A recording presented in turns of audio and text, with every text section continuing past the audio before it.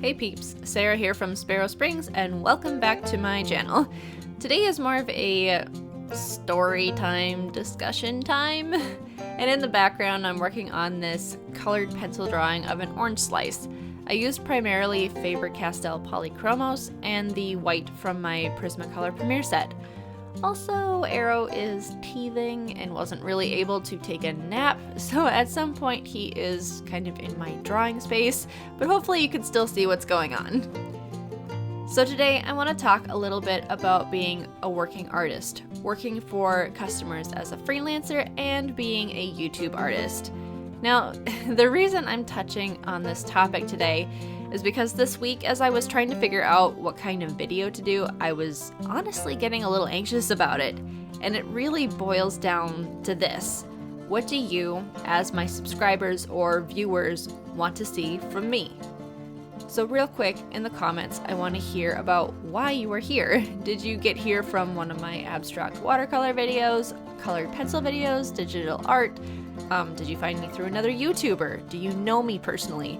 Just passing through because the thumbnail looked interesting? Whatever it is, I'm curious, so post in the comments. Now, it may not seem at first that working as a freelancer and being a YouTube artist has really anything in common, but let me explain. As a freelancer, I'm working for a specific person and I'm trying to create what they want to the best of my personal skills and abilities. On YouTube, I'm trying to create a video to the best of my abilities that is something that people want to watch. What makes this a bit more difficult is that I don't receive the same kind of feedback as I would with a single person. I have to depend primarily on the statistics that YouTube gives me. Now, add on another layer of difficulty, YouTube itself has a formula that they favor. So you as a person may like watching quick videos on how to get something done, but YouTube wants you on their platform as long as possible. So they like videos that keep people here longer, which means that I have to create a video that is long enough that YouTube chooses to promote it, but also short enough to where my content is as engaging as possible without adding any kind of dull space in between. So now I have to look at which videos have the longest average watch time, the best engagement, the best views. So technically it should be easy, right? Just make more videos like your top videos. Oh yeah, by the way, I'm totally expecting this video to flop because I'm not playing the algorithm game today. Anyways, so the top videos on my channel happen to be my abstract watercolor videos. Pretty much every time I post an abstract watercolor painting, I can just about bet that's going to be a high-performing video. And most of you are probably here because you found this particular video. And we come to the next problem.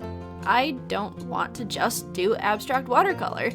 I get kind of burned out just doing one thing, and I want to experiment with so many different mediums and subjects. Now, I will still keep posting them, so if that's how you found me and that's what you want to see, never fear. I'm still gonna post them. It's just that I want to do other things as well. But honestly, I'm interested to know, do you prefer a channel that's more consistent, or do you like seeing a bit of variety? Post in the comments.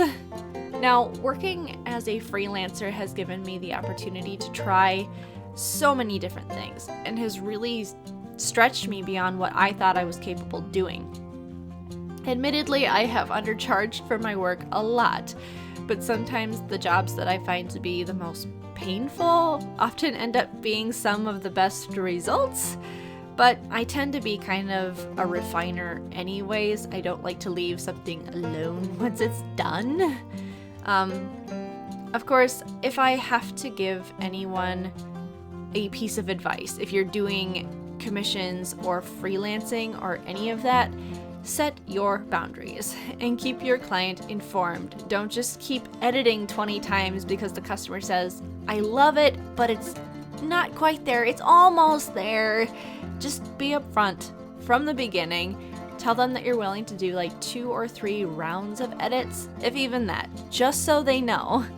But then Also be sure to keep them in the loop with your planning stages so that if there was anything clearly not communicated, you can work that out before you put hours of work into a piece.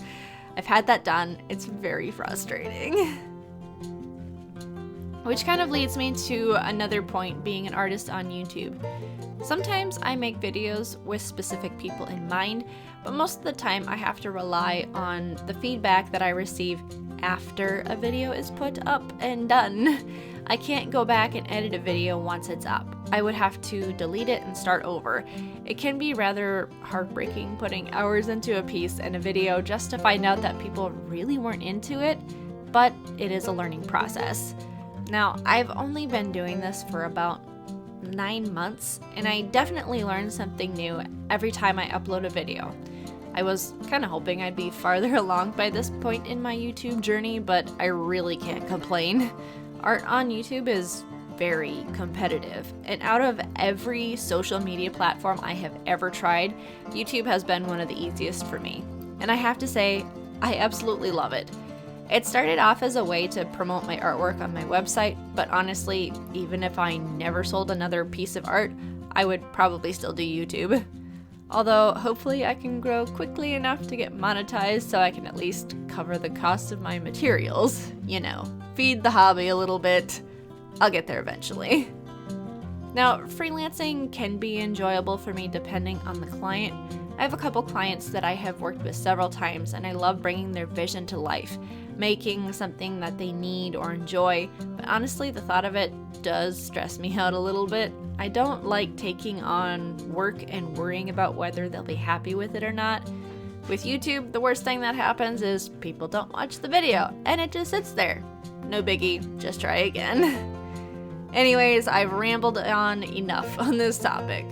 But if you're new here to my channel, please consider subscribing and hit the notification bell to be the first to see when I post new videos. I hope you enjoyed the drawing. I don't normally do food items, but I actually had some fun with this one. So that's all for now, peeps. I'll see you in the next video.